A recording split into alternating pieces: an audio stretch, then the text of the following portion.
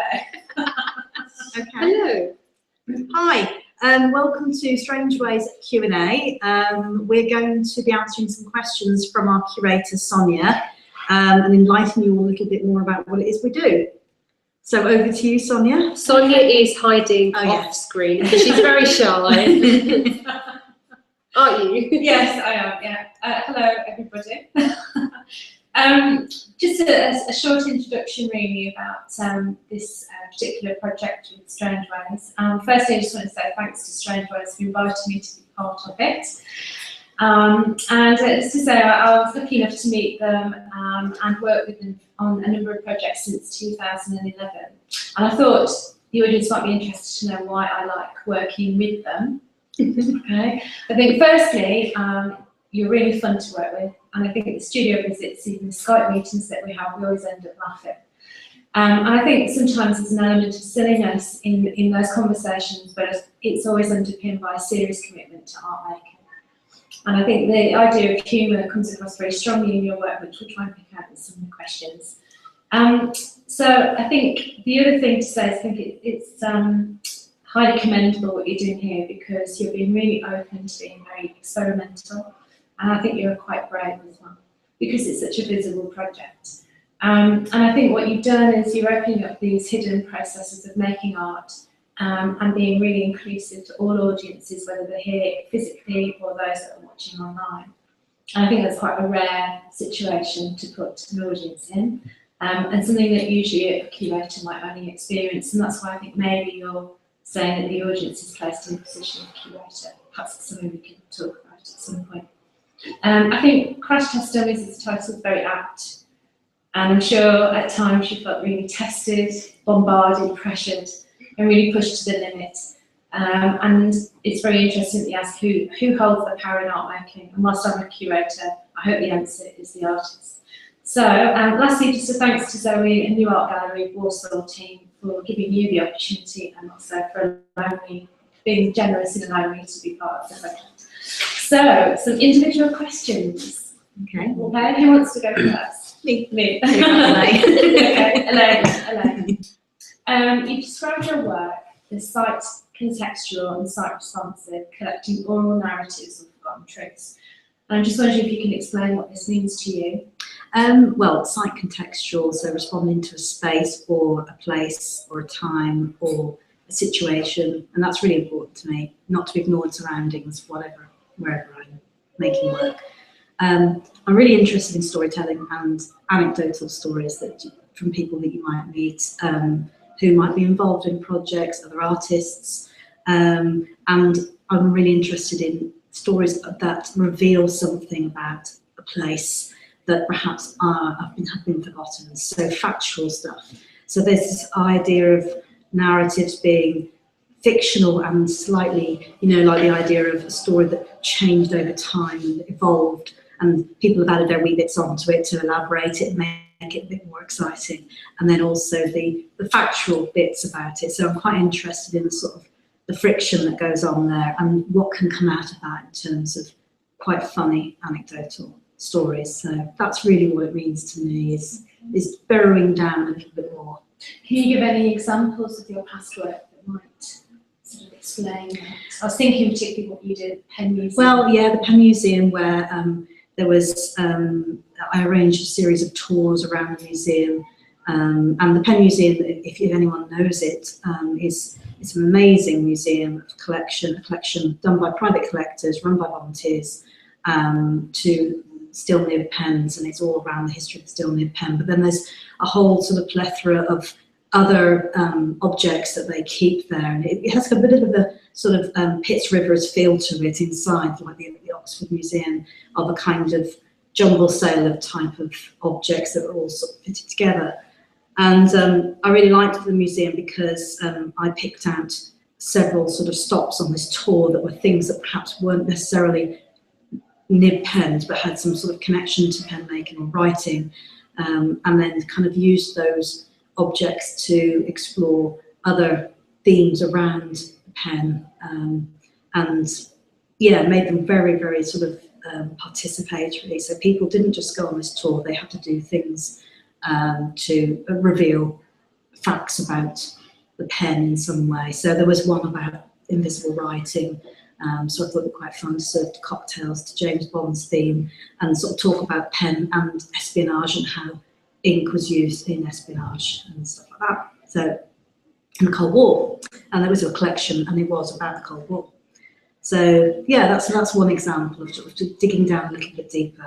I think also, as you just illustrated, humour seems to be really important in your work. And I'm just wondering why you, if you can expand on the reasons why it is central to your current practice. I think it's because it gives everybody a level playing field to actually enjoy and understand something. It can help to access quite difficult subjects or quite subjects that may be a little bit taboo in a way that's easy for people to digest. And humour plays a part in everything. I do like humour a lot, and I like the ridiculous. We haven't stopped laughing here for 3 months. So it is something really, inherently needing to have humour in whatever you do. And to me, that it's a way of just everybody understanding things or being able to access a piece of work. That's what I find funny about humour. I think as well, I know we've talked about this before, that humour can be quite disarming actually. It kind of softens the blow. Absolutely. Potentially. But it still opens this sort of window for you to think about things in a different way. And absolutely, yeah, totally. I mean, I know you're going to sort of reference Mel Brimfield, a piece of text you gave me at the beginning of this residency, and she uses humour in a way totally to disarm, to present quite awkward subjects or situations in a way that's parodying certain situations. I mean, she uses humour that then also she adds from popular culture and I don't know, television programmes, quiz shows, all of those sort of frameworks to present ideas that might be quite difficult sometimes to digest, and she does it in a really eloquent way, and it's very funny, and it is funny and it's silly, and I really like that. So it was a good piece to kind of pull out, and I need to do some more reading on her really, because it's she was an artist who was on the periphery, if you like, of my understanding, and she should have been much more central, and I think that you've introducing her to me is great, so thank you. Yeah. That's lovely. So perhaps if we can ask Harmeet a couple of questions now, Okay. and then Helen, and then there's some collective ones for us to look at. So Harmeet, looking at your work, you also look at narrative storytelling and within a filmmaking practice.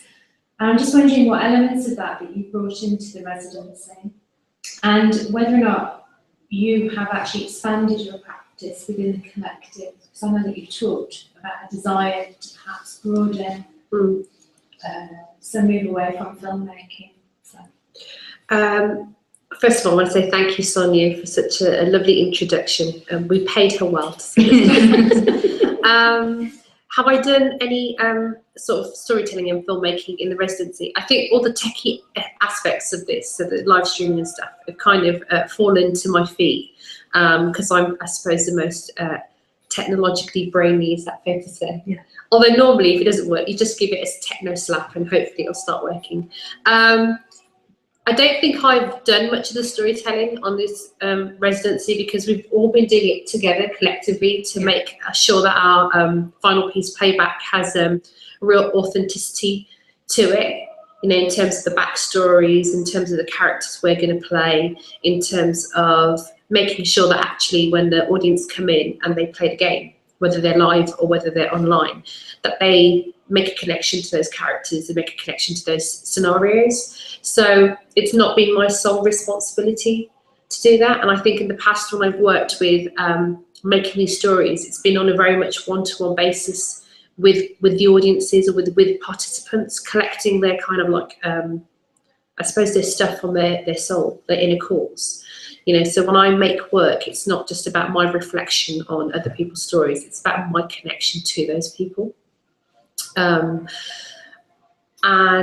I guess that has been different because actually we're asking the audience to help us co-author what we're doing. So the relationship is different. I'm not there kind of,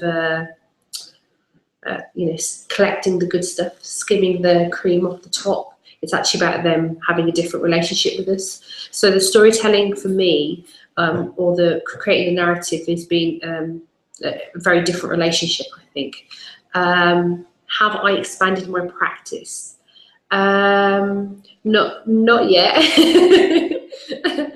I think I will have, because the one thing I wanted to explore in this residency was more performance. I like the idea of live art and what it has to offer, and actually taking the role of the performer in terms of removing yourself from who you are and being something else. You can portray a different set of narratives or scenarios or consequences to the work that you're presenting to people. So I'm really excited about the final showcase that we're doing, our actual event playback, even though it's horrendously terrifying to be in character with somebody else. I think it's going to be quite liberating for me. Certainly when we've worked in the past on Feast and for Manifesto as well, it was really nice to be in character with somebody different. So I think for me, I'm going to have more of a sense of I've pushed myself forward after we've done that final performance, because it's all kind of building up to that event horizon that's going to happen on the 18th of October. Be there or be square. Yes, so yes, hopefully there will be more of a self-awareness of how my practice being pushed forward after the final showcase, because yeah, really like to explore more performance. Okay. Again, humour definitely comes into play with the collective work of Strange Ways. But I know that you said before that you don't feel that humour is something that you readily address in your individual work. And I just wondered if you could expand slightly more on the differences really between your individual practice and what you do as a collective in Art Gallery. Is that to me? Yeah. Okay. Yeah, I think it kind of just runs on from what I was saying before, which is actually when I'm talking to people, when I'm getting them to share their emotional currency, you know, first of all, you have to find that place of connection. You know, why should people want to talk to you? Why should they want to kind of give a part way of their soul? You know, their kind of memories. A lot of the stuff that I do is about other people's memories and my perception of their perceptions of their memories, if that makes any sense. So quite often, I mean, if there was a humorous tale there, I would incorporate it in.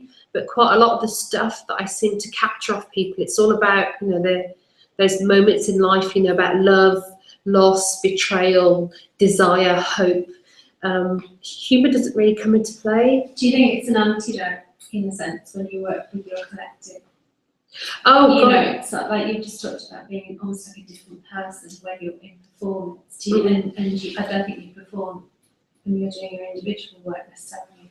So wondering if that's, you kind of see it as almost another side of you.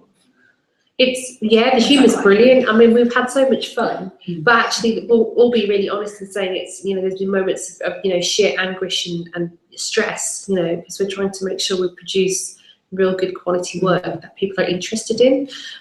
So humour is vital. It's like that. I think for me, it's the lifeblood. It just doesn't show itself in the work that I do, but actually if I'm not enjoying what I'm doing, if working isn't playing, there's no point in doing it. So actually I've got to have fun, there's got to be joy and in humour and fun in it. And I think that's where we work really well together, is that we have a laugh, you know, all the time. It might be hysterical laughing, but it's still genuinely funny to be in a space of creativity with these two. And that's really unique to be in that situation. So yeah. Great. And just the last question to you sort of individually. What's the question? At the beginning, I gave you all spiral packs with text that I was kind of interested in terms of your individual thought processes, really, and some of it was slightly antagonistic. I'll be honest, I'll hold my hands up to that.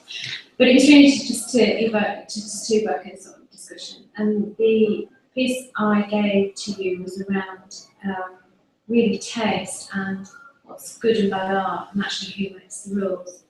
And I'm just wondering what you made of that text, and whether or not that's made you think differently about evaluating your own work and also what's happened within the residency. Bordeaux's text is really, really interesting, but I don't think it's left me with any answers. I think it's just made me feel more confused about how you evaluate work, or where you put that criteria of what is good or bad, or where it is in terms of how other people are going to view it. And I think that's probably a vulnerability of my own in terms of acknowledging the creator within. I know artists do this all the time. They're so critically they're critically aware of themselves, but they also it's difficult to make work and kind of feel it's the best that you could produce. So it hasn't really left me with understanding how I make work and appreciate what I'm doing, or appreciate how other people are receiving it. I think what it's made me realise is that actually, if I want to make work and kind of feel good about it, is that perhaps I use the role of the mask, and that's where the element of the performer comes in. I think that would possibly take me away from having the imposter syndrome that keeps coming back. It's interesting as well. I think there are some elements of this that I think have come into the residency and your work with the audiences. You ask them to say what does an artist look like? What's good art, what's bad art, did sort of come into that sort of conversation. So I wonder whether that somehow did filter me, because it is a concern, I think. But interesting to see, maybe validates thought processes where collective mind almost agrees on what's good and what's bad as well.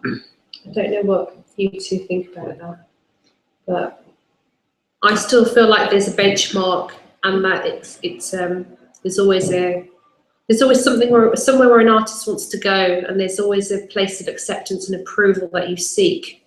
Whether it's from an audience, whether it's from the galleries, whether it's from the curators. It's difficult though when you're being really experimental, because you're doing something you haven't done before, and it's always risky, and you're constantly saying, is this actually any good? Because it's so hard to tell, especially if you haven't done anything like that before and you are being quite brave. You're trying to evaluate it as you're doing it. You can't do that. You can only do it later.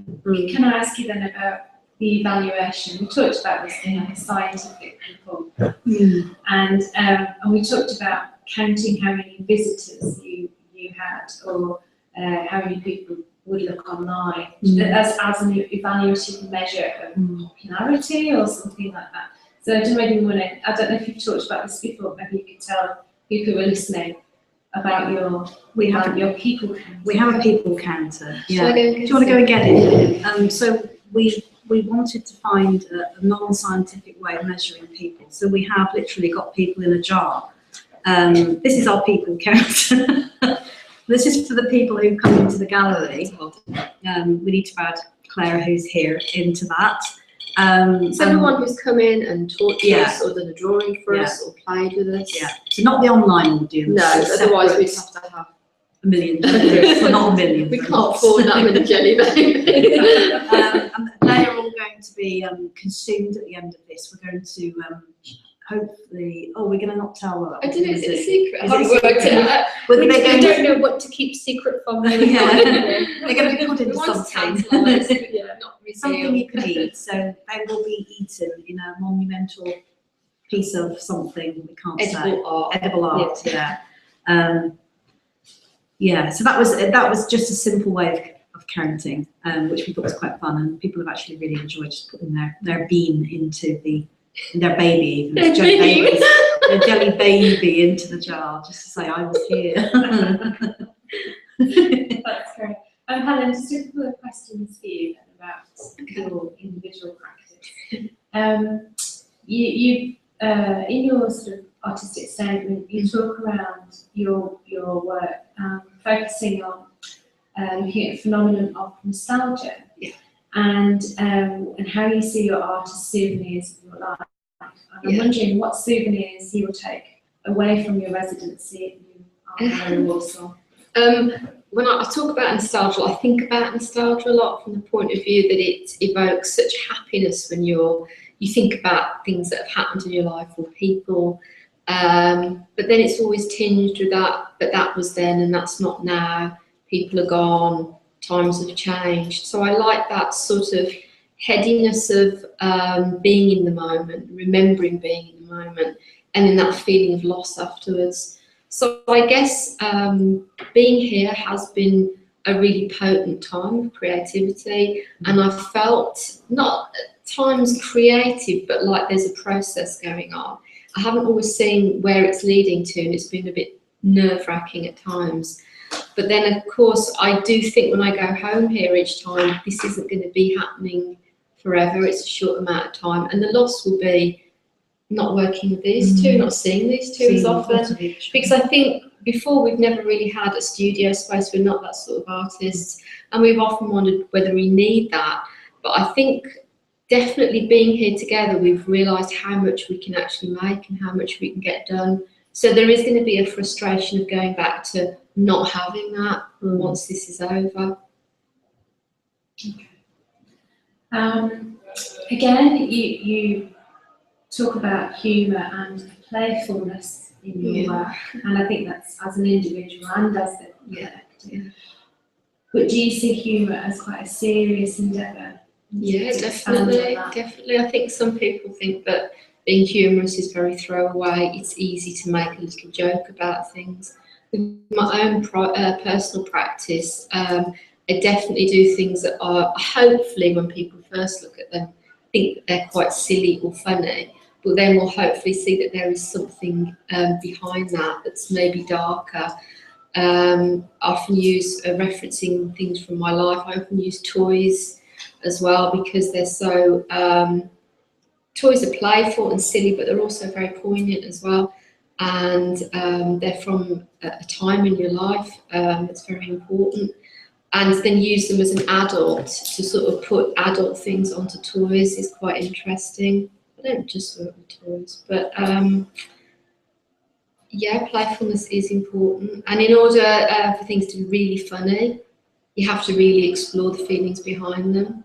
You can't laugh about something unless you understand it. So there has to be a real authentic background and for like foundation to it for it to actually be funny. I think it's quite difficult to do funny. I think funny is the most challenging ways of expressing yourself. It's really risky, because what's funny to one person wouldn't be funny to somebody else. And so there is always a gamble.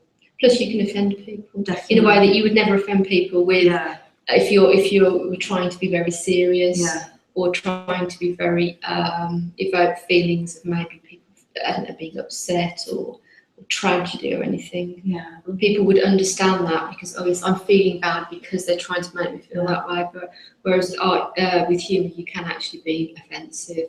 Although I find that quite interesting. I have to admit. It is quite antagonistic, actually. It is, isn't it? Yeah. But I think sometimes, that we talked about earlier, it can kind of just calm a situation or soften it. And perhaps it's only when you walk away you think, there's another thought process. It can tear down this idea of art being really pretentious. I think, you come into a gallery, you expect to see things that are serious and provocative, but not maybe in a humorous way. And I think sometimes people can be quite challenged that, should I be laughing in a gallery? It's almost, is this a spiritual place? It's almost like a church, really. Should you laugh at church? Well, maybe you should, I don't know. But I like to think that people can have an unexpected experience in the gallery. So I suppose around that, you're talking around kind of like rules, really, perceived rules that people kind of abide by in the gallery or in other situations. And are you trying to sort of help them break out of these rules? Definitely, and I want them to enjoy themselves. And you can enjoy yourself by being moved by something, but you can also enjoy yourself by actually having a laugh. And I think sometimes when you laugh about things later, you think about it. It's like, why was that so funny? What was that I enjoyed about that? Which part of it? Because it's made up of lots of bits, humour is. We reference lots of things when we laugh. So this has come up in conversation a few times about wanting performances that we do, wanting people wanting to go away having been entertained, and that's quite important to us. They've enjoyed themselves. I think that might be frowned on by some people. Yeah. The idea that is art entertainment. Yeah. I think there's nothing wrong with that. Yeah. I think some people might think that's quite lowbrow, you know. It's also very instantly gratifying. You know, if you're in the middle of a performance and people laugh, they giggle, they smirk, you know, it's really hard to stifle that emotion. Yeah. So it's infectious. it's an immediate, you know, when you're performing or in that space, it's an immediate, you know, gratification. People are definitely getting what we're doing here. They're enjoying it. Keep going, you know. And so actually, it's kind of like we were talking about evaluation. You can kind of sense people's emotions in that space. If they're po-faced and you could be doing the most amazing piece of work, how do you register whether or not those people have actually cared about what you've done? If it's had an impact on them. So it's quite emotional all round, isn't it? Really, the way that with your performances and the way that you feel about the work that you're making. It comes out as quite an emotional sense. Mm-hmm. Interesting, isn't it?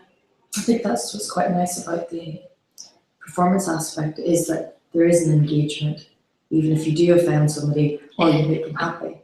Whereas maybe perhaps with kind of 2D work, it's quite easy to walk past it and be indifferent, and maybe not even be indifferent, not acknowledge its existence. So you've got that with the performance aspect. Yeah. Yeah. That's great. Helen, just to talk a bit more about your practice, because it's quite diverse, and I can never say this, but I'll try. Multidisciplinary. But you talked about being firstly a sculptor and an object maker. Oh, Come in. Yes. We're just doing a live stream. Come in, Just grab a chair. Chairs there. People have come. We're just doing a Q&A at the moment, so obviously feel free to join in. All right. Sorry. Multidisciplinary. You talked firstly about being a sculptor and object maker, but then you have made a transition into sound, film, and performance. And I just wanted you to just sort of talk a bit more about that. I can't remember most of my questions. Okay, when I was at uni, it was sculpture all the way. It's all I wanted to make. It was always interested in materials, things, building big things. And then when you leave university, you want to carry on doing that, but it's quite difficult without a massive workshop. So I think then I started to consider it as object making, but then I wasn't sure if I just called it that because it was making smaller things. And now I don't see it that way. I see all of it as object making. I don't think of it as sculpture anymore. Everything's object making, including performance, because it's all very personal and it's all made by me or with other people. So I think of it all the same.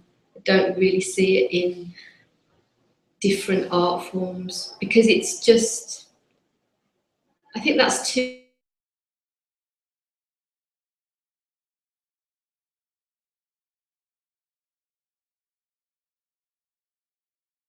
with it, more comfortable. Okay. Got some general questions. I don't know if anybody wants to ask anything else. I mean, our newcomers. I suppose what I'm interested in here is finding out a bit about what inspires you as artists. Originally, I was going to say which artists inspire you, but let's broaden that out. What's inspirational for you? Well, humour, we've already talked about that. Humour, the anecdotal, incidental stuff, little things, quirky art, if you can call it that. Yeah.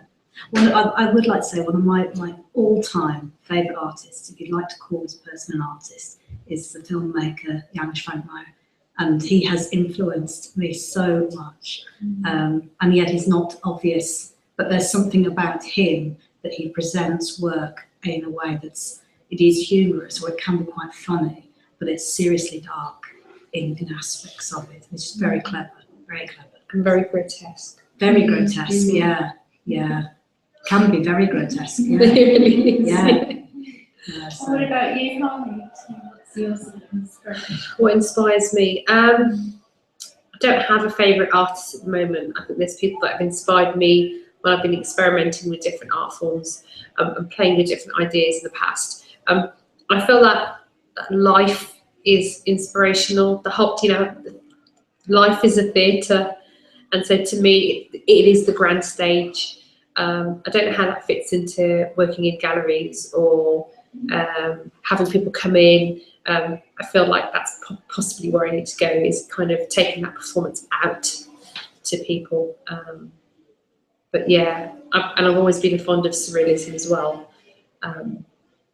That's all I have to say. Definitely the surrealism thing. Yeah, I agree. Also, I mean, I think when I was at uni, it was definitely, I'd have favourite artists for a bit. Now I don't. I think it's much broader than that, because I'm affected by everything and stimulated by everything. A lot of the things I'm interested about is my reaction to other human beings and what's going on and trends in society and technology and things like that. So, but I guess I've become more interested in storytelling since we've been working together, and this idea of fakery and false identities, because I think artists often seem like they're being really revealing everything, but they're only revealing what they want us to see. So I think I'm interested in that, how much we are prepared to reveal. It's interesting that you talk about that, because obviously we have this sort of slippage in your work between fiction and reality. I think sometimes you're just never quite sure what you're looking at, really. And it's interesting that you bring up about sort of contemporary society around it, because there's a lot of that kind of thing coming into even popular TV shows like Towie, for example. The fakery around Towie, but presented as a reality TV program.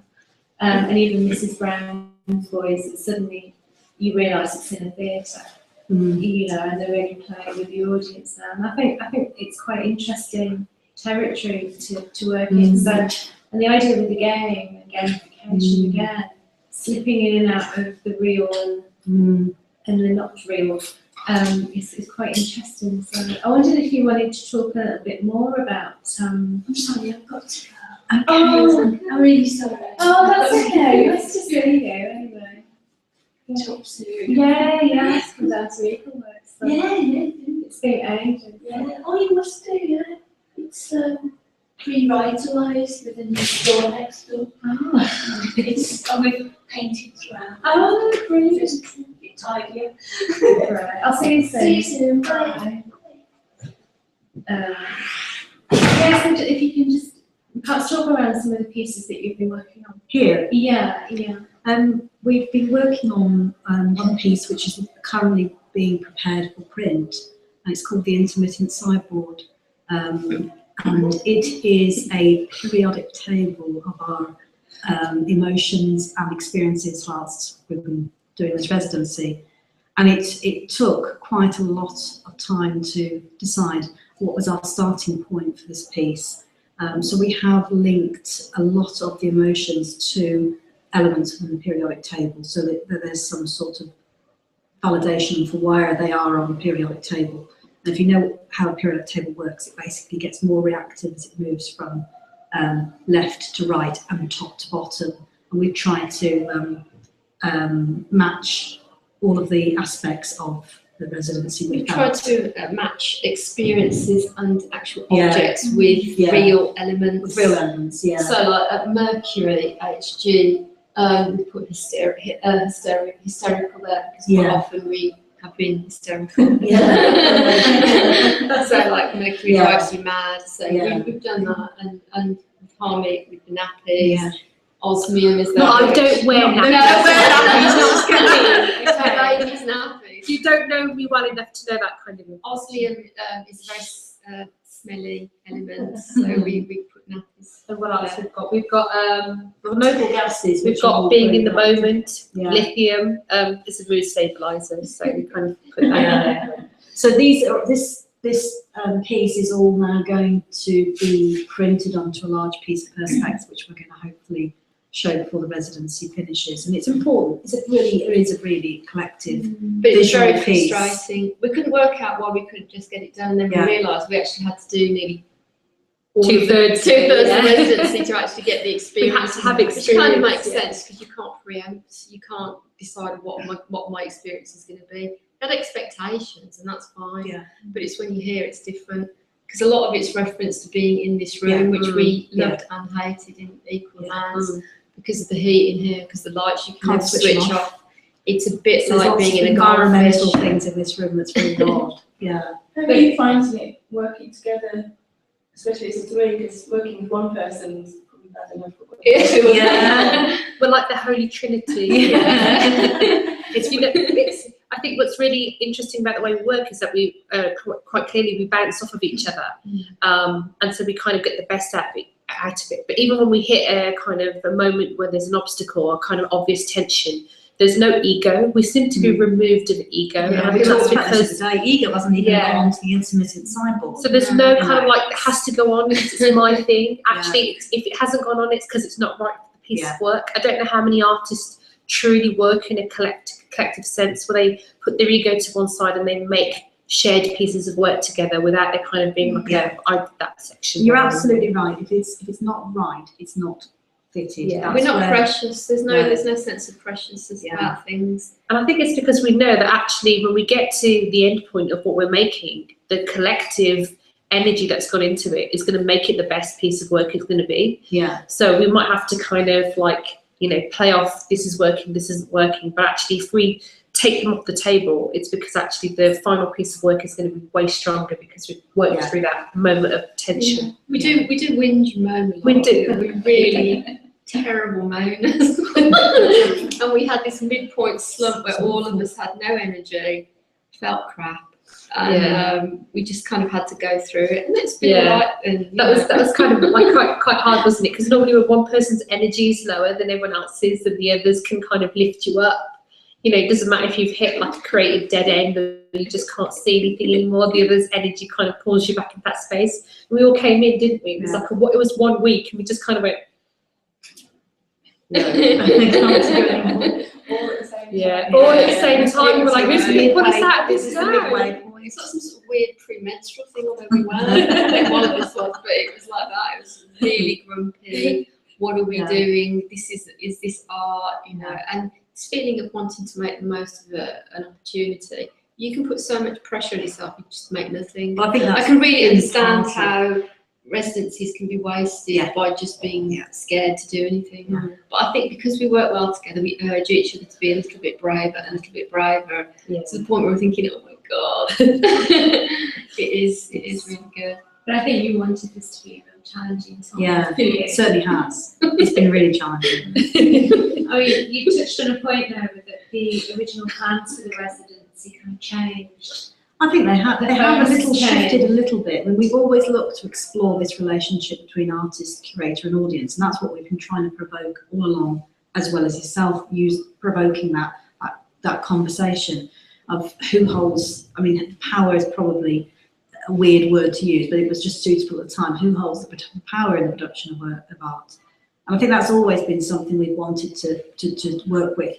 But what I think with playback, where we're coming to this event on the 18th, we're exploring other waters here around authorship, because the large bulk of the stuff that's going to appear in playback has been created by audiences in some way. Unwittingly. Yeah. And it's been created. I mean, we've obviously created this scenario, this story, but and that's quite interesting. So, you know, the photo fit images behind us all were created in the human trials we did a few weeks ago. We're all part of this idea of collecting material for this game, and there's no kind of feel of, well, it's not something I've done. There isn't that worry over it, or that, as we say, going back to preciousness. So I think that's been interesting, and using audiences to get engaged them much more in making things that will become part of something bigger. But again, it's taking another risk. You're adding content that isn't yours, that you haven't made. Yeah. And I like that idea, but I can understand how some artists might think, what am I doing? You know, that's really adding another random element that you don't need to add. But we decided to do it. You just come back to the question of evaluating what's good and bad then. Yeah. You know, but it's very open, isn't it, the way that you approach this? And you talk about the audience being central to this residency. Yeah, they've been absolutely vital. Yeah, it couldn't really have happened No. without that kind of interaction. And I think No. when you had the slump a few weeks ago, I think it was because you didn't feel that you were getting much back from the audience. That were Yeah, out we've there. been giving an So- awful lot, and sometimes we've not felt that we've had the back. But I think what's really worked for us is staging the public events, because we've actually had quite a lot of stuff come through our post box, which is our Yeah, the snail mail sort of yeah, has that's been really much more effective. revealing and much better way Yeah. of communicating than all the so-called better and faster Yeah. technology out there. People have really kind of got to grips with that, and so we've left lots of postcards out, and we've asked them to do certain things and or contribute in some way, and that's been happening throughout, which is really nice. But we have realised that audiences are really very passive. It's Yeah, been they really can hard be. to get them to make opinions and things like that. And is that because they are that way, or they feel that is their role, to spectate and to watch and be entertained rather than joining in? Maybe it's the fact that they don't quite understand what they could add to things, or there may be just like a reticence. Or it's your job to make things. You're the artist. You make it. Well, I you think know it's that also- because you call yourself the artist, you know, you're set up as an artist Mm. here, so I you think know it could be also that. the post box gives distance. You know, there's a safety. It's anonymous. anonymity You know, you as don't well. see anyone. You know, we never see who's posted in the post box. It's just there. You know, some people have left contact details. Some people haven't. Some So people have there's- written just poo on there. Yes, it's been quite offensive. We've had offensive comments about what artists are and do and stuff. But And it's offensive honesty. drawings, yeah. It's, you know, it's truth. Whereas I think on social media, there's a connection to the statement you're making. But I also think that people like to be voyeurs. People like to watch. Which is and- actually okay as Yeah, well. of course it That is. okay, Yeah. you know. I mean, we all like to watch. There's a slickness about technology that makes people feel they have to say something clever, and if they haven't got something clever to say, it's not going to say anything at all. Whereas in the post box, people have to say whatever's on their Yeah. mind. Yeah, there was some comment about toes in there, which is quite an interesting one. Yeah. Also, I think the great thing about social media though is that you can pull off lots of analytics from everything, you know, from Twitter to Facebook to YouTube. And so actually, even though people aren't responding necessarily by giving us comments, we can see when people are watching our, you know, live streams, or they're clicking on a tweet, or they're you know, visiting our page. So actually that kind of, in a sense, you know, validates what we're doing, even though there's a distance, and we wanted more from people. But we're just exploring so many new things that we've never tried before, that it's just interesting to be able to experiment with those things. You know, we can build on them next time. I mean, the evaluation on this is going to take us months. Yes. It's going to take longer to It might evaluate this than it did to do the rest Might of take it in the millennia. first Possibly place. raise more questions. Yeah. doesn't it? Yeah. I think, but all the more interesting, I think, Yeah. for that. Yeah, exactly. If we had the answers, how boring would that be? Actually, if we've got lots of questions that kind of fuel us to other things, and that's it, the residency has had its point and done what it was meant to do, which is push us into new directions. So yeah, absolutely. Great, okay. Well, the final question from me, and then we'll open it up, is really about, it was really going back to your statement, who holds the power in art? And I'm just wondering, have you reached a conclusion?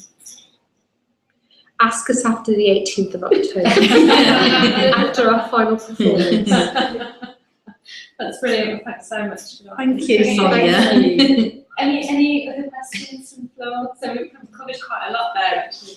Can I just say as well, you heard Strange Choir, we've got the Festival of Good Things on here at the moment. That was the noise in the background while I was smiling strangely earlier because they were really loud. Locked in the cupboard. Yeah, locked in the cupboard, though. Sorry, I'm still itching. I've got this. No questions? Okay. Is that okay? We can stop. Okay, so we're going to leave you. Don't forget the 18th Okay. of October, Yes, 2 2 o'clock. You need to sign up. There's only 20 places for the game. Yes. Be there or be Be a game. dodecahedron. Bye.